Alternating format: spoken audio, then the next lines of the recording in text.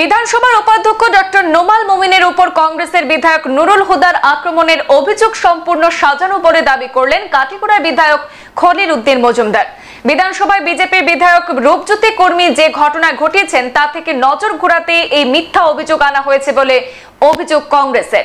আজ বুধবার কাছাড় জেলা কংগ্রেস কার্যালয়ে ইন্দিরা ভবনে এক সাংবাদিক সম্মেলনে বিধায়ক খলিল উদ্দিন মজুমদার বলেন, বিধায়ক রূপজ্যোতির অভব্য আচরণ নিয়ে 24 মার্চ কংগ্রেসের পক্ষ থেকে তারা যখন প্রতিবাদ জানাচ্ছিলেন তখন হঠাৎ করে উপাধ্যক্ষ নোমাল মোমিন তাদের ঠেলে ভেতরে ঢুকতে যান। আর সেই সময় হয়তো দরজায় ধাক্কা লেগে তার কিছুটা চোট লেগেছে, তবে নুরুল হুদা বা কংগ্রেসের অন্য কোনো বিধায়ক তার উপর কোনো আক্রমণ চালাননি। বিধায়ক খলিল আরো বলেন, বিধানসভায় তো আনাচে কানাচে সিসিটিভি লাগানো রয়েছে, সিসিটিভির ফুটেজ দেখলেই তো পরিষ্কার হয়ে যাবে সবকিছু। এদিনের সাংবাদিক সম্মেলনে অন্যদের মধ্যে উপস্থিত থেকে বক্তব্য রাখেন সভাপতি অভিজিৎ পাল, সূর্যকান্ত সরকার, জন্মজয় চৌধুরী এবং কুশল দত্ত। আমাদের হাতে মন্তব্য রয়েছে বিধায়ক খলিল উদ্দিন মজুমদারের, ওনার কাছ থেকে শুনবো বিস্তারিত। অধ্যক্ষ, ডেপুটি স্পিকার সব জায়গায় তো আমরা খাড়া আসলাম, আমরা শেয়ারের হাত যে ফেরোলোকে হাতও লাগানো হয়েছে না, বিশেষ করে এখানে সরকারি আর অ্যাসেম্বলির দিক থেকে যে সিস্টেম আছে, সিস্টেমটা অ্যাকচুয়ালি পুরো সঠিক সিস্টেম মতো আসলো। আর আমরা সব সামনে প্রতিবাদ করছি যে আমরা বিচারটা লাগে হয়েছে, কিন্তু হঠাৎ দেখা গেছে এখানে ডেপুটি স্পিকার ভিতর থেকে হঠাৎ দরজার মুঠে ধাক্কা মারিয়ে তাই নিজে যাওয়ার চেষ্টা করছে। আর যাওয়ার সময় তাই বিশেষ করে আমরা কিন্তু দেখছি না, বরং আমরা যারা খাড়া আসলাম কেন, আজকে নুরুলুদা খাড়া আসলো, আরো এমএলএ খাড়া আসলাই কেন, তাই মিডিল থেকে হঠাৎ ঢুকিয়ে গেছেন, ঢুকিয়ে গিয়ে ভিতরে দরজা আসলো, দরজা পূর্ণ আগুন লাগছে, আমরা এটা দেখছি না বিশেষ করে। তাই অ্যাসেম্বলি তো গেছেন, অ্যাসেম্বলি 10 মিনিট বোয়ার পরে হঠাৎ দেখা যায় তাই অ্যাসেম্বলি থেকে উঠিয়ে অ্যাসেম্বলির ভিতরে একটা হসপিটাল আছে কেন, হসপিটালে বসুন তাই দুঃখ পাইছে বই একটা ব্যান্ডেজ দিয়ে ভরাইছে। এর মধ্যে অ্যাসেম্বলির মুখ্যমন্ত্রী আইসন, বিশেষ করে আরো অ্যাসেম্বলির মেম্বার হল, বিজেপির আসলাম, মন্ত্রী হল আসলাম, কিছু হাল্লা হয়েছে যে কেন ডেপুটি স্পিকারে মারা হয়ে গেছে, এটা ঘটনা হয়ে গেছে। কিন্তু আমরা এখানে নিন্দা জানাইছি এবং আমরা বলছি লোকালে কেন সিসি ক্যামেরা আসছে, আজকে সিসি ক্যামেরা অ্যাসেম্বলির সব জায়গায় সিসি ক্যামেরা লাগাই যাচ্ছে।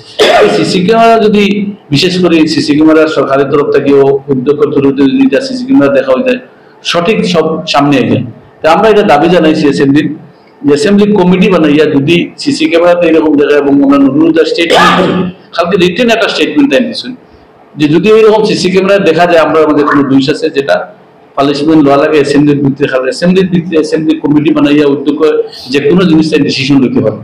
এটা আমরা অ্যাকসেপ্ট করছি, আমরা সিএলপি লিডারে তাই প্রতিবাদও আমরা সবাই মিলিয়া করছি এবং আমরা দাবিও জানাইছি এবং মেমোরেন্ডামও দেওয়া হয়েছে। এবং কালকে অ্যাসেম্বলি যেটা উদ্যোগ হয়েছেন যে পরবর্তী নেক্সট অ্যাসেম্বলির আগে একটা কমিটি, এখন বর্তমানে একটা কমিটি বানানো হয়েছে, সেই কমিটি এটা জাজ করবো যে কার কোনো নুরুলুদা কোনো ঘটনা করছেন নি, সিসি ক্যামেরা বার করা হইব, এরকম একটা দেখিয়া ব্যবস্থা করে হইব। যদি দেখা যায় সঠিক নুরুলুদা থেকে এরকম কিছু হয়েছে, যে আমাদের বিশেষ করে উদ্যোগ থেকে যেটা ডিসিশন নিবা আমরা 100বার মঞ্জুর আছি। কিন্তু আমরা যেটা দেখছি আর কি, প্রতিবাদ বিভিন্ন জায়গায় আসামর এবং বরাকলি বিভিন্ন জায়গায় যে প্রতিবাদ হয়েছিল, প্রথম দেখতে লাগবে এটা ঠিক নুরুলুদা এরকম যদি ঘটনা করে 100বার প্রতিবাদ হইতো। আর নুরুলুদা যদি এরকম ঘটনা করে না, আর সিসি ক্যামেরা থেকে নিয়ে সব গভর্নমেন্টের ঘর আছে, অ্যাসেম্বলির মধ্যে সব আছে, দেখা যায় সিদ্ধান্ত যখন কমিটি যে জায়গায় বানানো হয়েছে, কমিটি যদি নুরুলুদা দোষী হয় 100বার প্রতিবাদ করব, আর যদি নুরুলুদা দোষী হয় না, এই প্রতিবাদটা লাগে আমরাও নিন্দা জানাই। আর বিশেষ করে আমরা আজকে ডিস্ট্রিক্ট কমিটিতে আমরা এখানে আইছি। আর গতকালকে আরেকটা ঘটনা হয়েছে, আপনারা জানেন মিডিয়া যে আমরা দিলওয়ার ভাই আছেন, তাই একটা কেন বিশেষ করে পানবাজারে কেন আমরা শুনছি তাই অ্যারেস্ট করা হয়েছে।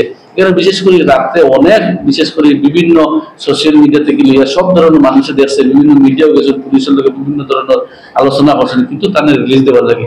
আর এইরকম যদি মিডিয়ার লোকে এইরকম পরিস্থিতি হয়, কারণ আরো বহুত স্টেটমেন্ট গতকালকে বার হয়েছে আমরা দেখছি, মিডিয়ার লোকে যে মিডিয়া আপনার যে হ্যারাসমেন্ট করা হয়, আজকে যদি মিডিয়া গুলো নিউজ দেয় না, দেশের কথা কয় না, দুর্নীতির কথা কয় না, দেখে অন্য খেয়া হইতো। কারণ অন্য মানুষের কইলেও বিভিন্ন কেস, বিভিন্ন মহত্মা যে আপনারা প্রত্যেকে জানেন। এই কারণে আমরা এটা দুঃখজনক যে ইমিডিয়েট দিলওয়ার বাইরে রিলিজ দেবো এবং বিশেষ করে এটা যারা অ্যারেস্ট করছে এরা পানিশমেন্ট দেবো, সরকারের কাছে আমরা দাবি জানাইব। আর বাকি আমরা প্রেসিডেন্ট দেখছি আলোচনা। সংবাদ এ পর্যন্তই, ফিরছি পরবর্তী অন্যান্য আপডেট নিয়ে। ধন্যবাদ।